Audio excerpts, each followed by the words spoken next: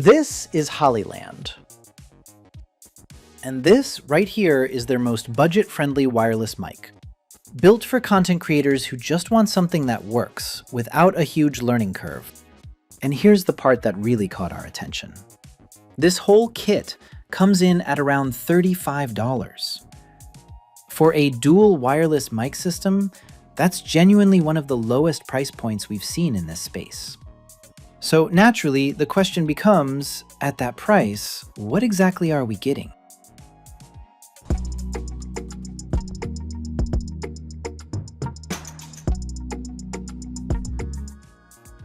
So here's the box. Let's just take a second and read through the specs first, because this is where the whole review either gets interesting or it doesn't.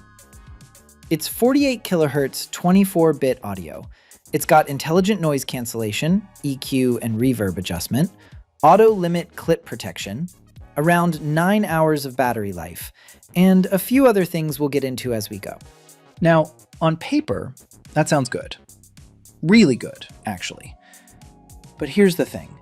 Specs on a box are one conversation, and how it actually performs in your hands is a completely different one. So that's the real question we're chasing today. How much does it actually live up to what's printed right here? All right, let's open it up. First thing we pull out is an after-sales card, then a pouch, a manual, and the furry windscreens, which, if you shoot outdoors at all, you'll want to keep close by. And then, here it is, the charging dock, with the 2 transmitters sitting right in it. And it's genuinely compact, like smaller than you'd expect just looking at photos online. And here's the receiver. It's USB-C, and it connects directly into your phone. No dongles, no extra adapters. For charging the dock itself, you get a USB-A to USB-C cable, which is a nice simple touch. Okay, let's actually connect it to the phone. We'll open up the app, click Add Device, and it's going to ask for a recording permission, so we'll allow that.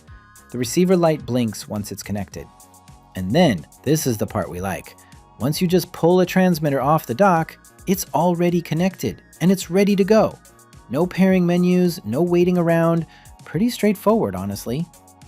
Now, inside the app, you can actually see the sound level the transmitter is picking up, live, on this little sound bar. From there, you can adjust the volume anywhere from 1 all the way up to 6. And you've got 2 channel modes here, stereo and mono. Just pick whichever one fits what you're recording. You can also mute either mic individually right from the app, which is handy if one person needs to step away for a second. Then there's the EQ adjustment. You can customize it yourself or just choose between 2 presets, low and bright. After that, there's reverb adjustment with 3 levels to play with.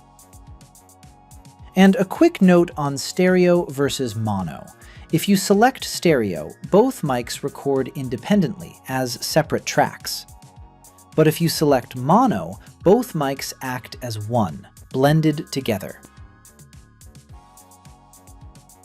Now let's look at the transmitter itself. The magnet on this is strong. Like genuinely strong. Clip it onto your shirt and it sits snug. There's basically no real chance of it falling off mid-shoot. Each transmitter also has its own indicator light, and the colors are different between the 2, so at a glance you can tell exactly which one is which. On the receiver, there's a physical button for noise cancellation too. Just press it, on or off. So really, you've got 2 ways to control that, through the app or right there, physically, on the receiver. And in the settings, you can check the version information. We actually had a firmware upgrade waiting for us. So let's run that. And it installed fast. About 2 minutes start to finish, no issues. That covers the app and the interface. Now, let's do a sound check. All right, so we're just talking right now. Normal volume, nothing adjusted. And we're recording this through the Lark. we've actually got the mic just sitting here on the table. And we've also kept our camera mic running at the same time for comparison. So let's hear how it sounds. Alright, so we're just talking right now. Normal volume, nothing adjusted. And we're recording this through the Lark. We've actually got the mic just sitting here on the table. And we've also kept our camera mic running at the same time for comparison. So let's hear how it sounds. So that's the difference. And it's a noticeable one. A big part of why the Lark comes through cleaner than the camera mic comes down to that 48 kilohertz 24-bit recording depth, which is the same resolution you'll find in far pricier systems. It's what gives the voice a fuller, more present feel, instead of the thin, slightly hollow sound you typically get out of a built-in camera mic picking up a room. Even sitting flat on a table instead of clipped to a shirt, the auto-limit clip protection is working in the background, keeping any volume spikes in check so nothing distorts if the voice gets louder mid-sentence. And with 120 decibel SPL ceiling, it's built to take sudden, loud moments without breaking up, which matters more than people think when a mic isn't right up against your mouth. We didn't touch noise cancellation for that clip either. Switch that on and you're working with 3 levels, strong, medium, and weak, designed to filter out ambient hum, traffic, or room tone without making the voice sound processed. That's really the difference between a mic that just captures sound and one that's actively cleaning it up as it records. Range is rated up to 650 feet line of sight. So even with the mic sitting away from the phone like this, dropouts aren't really a concern. Battery-wise, you're looking at around 9 hours per transmitter. And the charging dock lets you swap between the two, so you're rarely caught without one. Compared to something like the Saramonic Air, the transmitters are noticeably thinner, and the receiver takes up next to no space if you're mounting it on a gimbal, which is a real limitation with bulkier receivers elsewhere. At around 0.3 ounces and 0.4 inches thin, it's built to disappear rather than announce itself. If there's a con worth flagging, it's the indicator light. Bright enough to be noticeable on camera, especially against lighter clothing, you can turn it off though.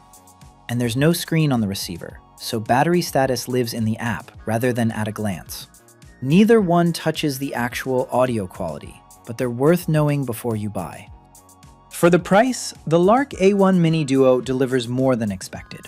Even sitting flat on a table, it outperformed the camera mic without any adjustments. The setup took seconds, and the physical design is small enough to disappear into a shirt or a gimbal rig without getting in the way. It's not built to replace a full studio setup, and it's not trying to. But for anyone recording on a phone, doing 2-person interviews, or just wanting reliable audio without hauling a full kit, it earns its place in the bag. That was all. Thanks for watching. If you found it helpful, give it a like and subscribe for more videos.